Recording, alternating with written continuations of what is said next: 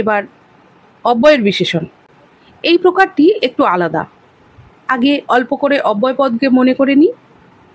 অব্যয়পদ যা বাক্যে ব্যবহৃত হলেও লিঙ্গ, সংখ্যা, কারক বা বিভক্তি ভেদে এদের কোনো পরিবর্তন হয় না।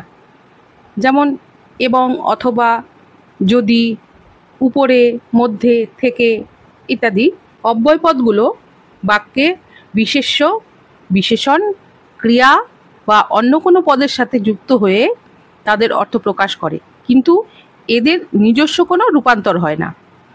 এখানে অব্যয়ের বিশেষণে পদটি অব্যয়পদকে বিশেষিত করে, অর্থাৎ যে পদ অব্যয়পদের গুণ, অবস্থা, সংখ্যা প্রকাশ করে তাকে অব্যয়ের বিশেষণ বলে।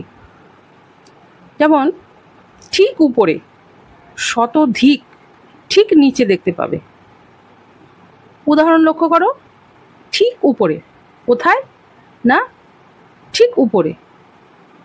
উপরে কিন্তু ঠিক সেটার ধরন বোঝাচ্ছে। শতধিক, এখানে ধিক মানে ধিক্কার, সেটা সংক্ষিপ্ত করে ধিক।